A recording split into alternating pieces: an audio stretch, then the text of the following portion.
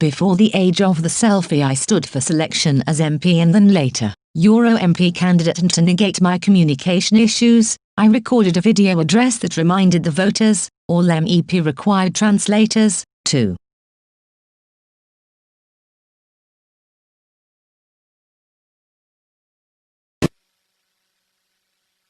My name is Kevin and I have cerebral palsy. I have a normal intellect but my body, especially my speech, is defective. I am seeking the Labour Party nomination for MEP. I personally want to become an MEP to change society and to give people the chance of having their needs represented adequately in the European Parliament. I want to enable people with disabilities to have a better quality of life and to make society more understanding. If I become an MEP, many of society's conceptions will be challenged. Europe stands at another crossroad, which will define the kind of union it will be in the 21st century. During the next European Parliament, Britain may or may not decide to become a member of the Euro. Alongside this, the enlargement of the European Union and the reordering of the common agriculture policy must be managed so that the United Kingdom does not lose out. Tourism and other regional industries must gain a positive and constructive benefit from Britain's membership of the European Union. I believe I have something unique and positive to offer the Labour Party, Britain and society, and this is why I am asking for your nomination for MEP.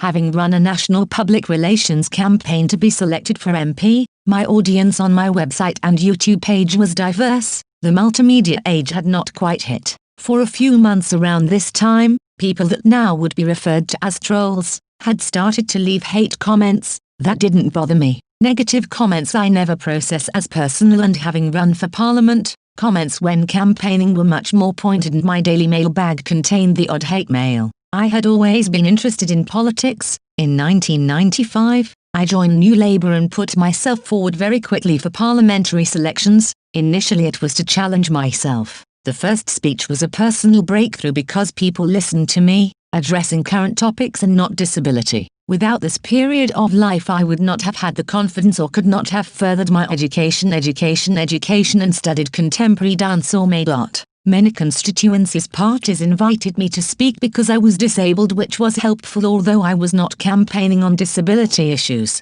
The speech software used to deliver my speeches was quite inaudible, and so Jolyon, a Labour member, a friend and an actor, offered to read my speeches. Actually writing dialogue meant I had to acquire a whole new skill set, to pace speeches and trying to predict where to pause for audience reaction. Something I would increasingly draw upon in my contemporary dance practice and when trying to contextualize my art research. New Labour really developed my creativity because I had to find ways to negate my disability, engage with the national media and write statements which could be interpreted. In the 90s I was the first candidate to record a video message for selection meetings I could not attend because constituencies in the country would often hold selections on the same evening. My selection address video changed the perception of how other candidates, the National Labour Party and media viewed my intelligence, my physical fitness and my political sensitivities. My fellow candidates were often impressed by my professionalism, but much to my regret members of local Labour parties could not buy into the fact I could represent them despite having a speech problem. When I ran for MEP,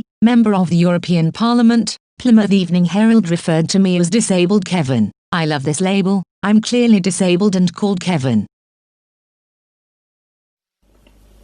Kevin French has been a victim of cerebral palsy since birth. Though he can't use his hands, he can still type his press releases with a specially designed piece of headgear.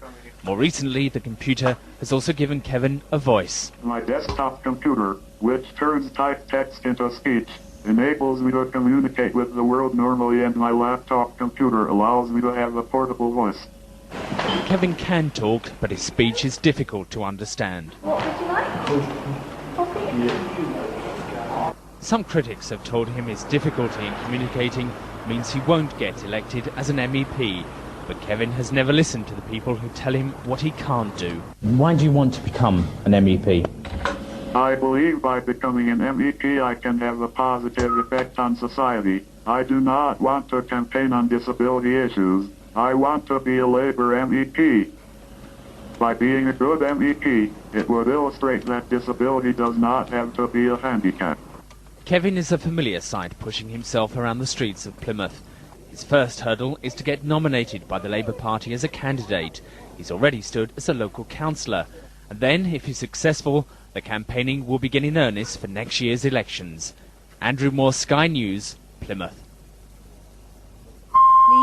Please like this video and hit subscribe on my YouTube channel to be notified of new videos. Thank you very much. I'm Disabled Kevin on YouTube, Instagram and Facebook.